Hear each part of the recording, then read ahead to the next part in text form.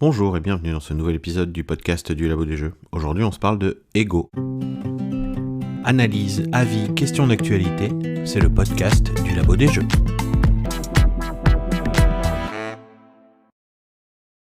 Ego, qui veut dire Extraterrestrial Greetings Organization, est un jeu du Dr Knizia, édité par Bitewing Games.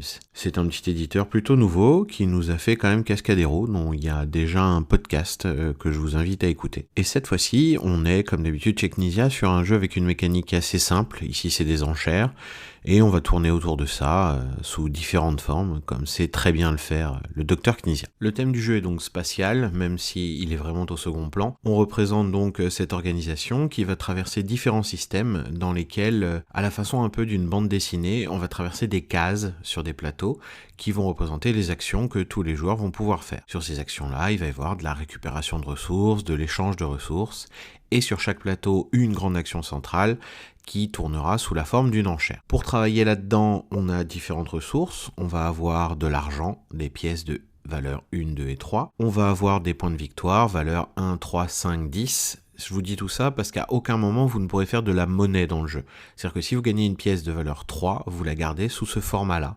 Si vous gagnez un jeton de 5 points de victoire, vous ne pouvez pas faire 3, 1 et 1.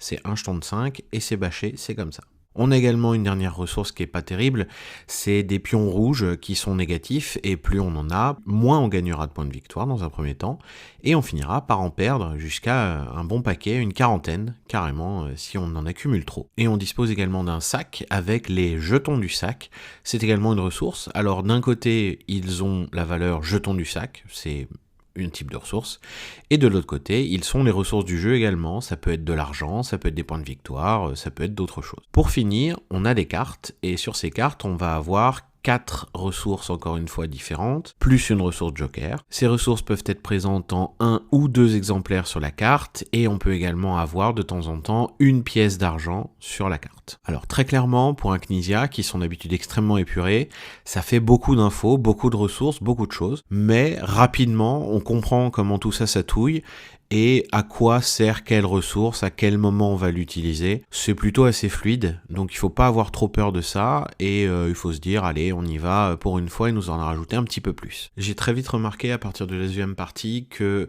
je gérais un peu la partie, que j'annonçais chaque action aux différents joueurs après leur avoir expliqué les règles. Je disais, là on est sur une case où on peut récupérer des cartes, là on est sur une case où on va drafter, là on est sur la case d'enchères, de tel type d'enchères, et ainsi de suite. Donc vous allez voir que rapidement il y a un joueur qui va devenir en gros le capitaine du vaisseau, qui va diriger le groupe de joueurs sur les actions des différentes cases.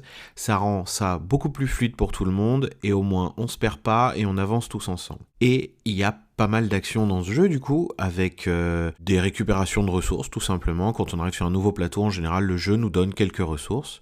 Après vous allez avoir des phases de draft où on va récupérer des cartes du jeu qui sont mises au milieu et qu'on draft dans le sens des aiguilles d'une montre à partir du premier joueur. On a également des moments où on peut échanger des ressources, vous donner des pièces de monnaie contre des points de victoire, ou alors vous donner des ressources du sac pour enlever des ressources rouges et donc perdre moins de points de victoire par la suite. Il y a pas mal d'échanges comme ça. Il y a aussi des moments où vous allez pouvoir juste récupérer des ressources, mais dans ces cas-là, il y aura toujours la récupération d'un jeton rouge avec les ressources que vous récupérez. Il y a également des prises de risque, ils appellent ça, c'est-à-dire que par exemple, vous allez tirer 4 cartes. Sur ces 4 cartes-là, vous voulez 2 types de symboles parmi les 5 possibles, alors 2, en réalité 3, puisque le symbole joker est toujours bon. Donc, si vous avez sur les 4 cartes tous des symboles qui sont demandés, félicitations, c'est une réussite totale, et donc il n'y a pas d'aspect négatif à ça, vous gagnez les cartes, vous les mettez dans votre main. Si vous avez aucune carte qui correspond, c'est un échec total, et félicitations, vous n'avez aucune carte mais pas de malus. Et si vous avez au moins une carte qui correspond pas et au moins une carte qui correspond, c'est une réussite partielle,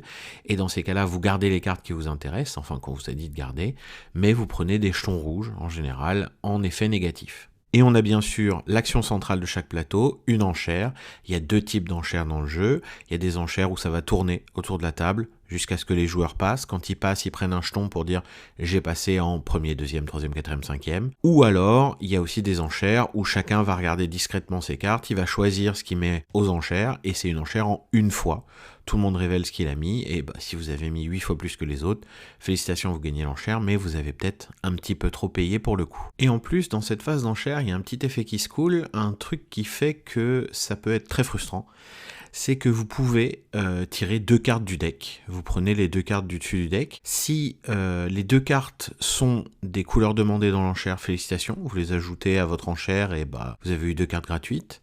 Si une partie des cartes correspond, vous prenez ces cartes-là, les autres sont défaussées et encore une fois, vous prenez du jeton rouge. Et si aucune des cartes ne correspond, dans ces cas-là, vous sortez de l'enchère et vous prenez un jeton comme quoi vous vous êtes sorti de l'enchère. Mais avec de la chance, si vous avez la chatte à Dédé, comme on dit au foot, vous pouvez enchaîner les tours d'enchère sans jouer de cartes de votre main et en mettant tous les autres à l'amende parce que vous avez juste une chance démesurée. Ça m'est déjà arrivé et ça peut être hyper frustrant pour les joueurs qui voient ça autour de la table parce qu'eux ils sont là à essayer de gérer leurs mains, préparer tout le truc, ils veulent pas lâcher cette enchère-là parce qu'il y a vraiment quelque chose qui les intéresse et il y a un mec qui arrive là complètement what the fuck, il tire des cartes totalement au pif et il s'en sort. Et surtout, il nique toute la table. Alors, ça peut être frustrant, et en même temps, je pense que ça fait partie de l'expérience du jeu, et que ça rajoute un côté fun que le jeu essaye de mettre sur la table. Le petit problème, c'est qu'à côté de ça, il est assez froid, c'est-à-dire que toutes les autres phases sont très mécaniques, très séquencées, on le fait joueur par joueur, ainsi de suite. Ce qui fait que l'ambiance, même si elle monte sur une phase d'enchère par les joueurs qui prennent les risques, dans ces moments-là, dans tous les autres moments, ça retombe, cette ambiance, et du coup, le jeu est un peu bancal,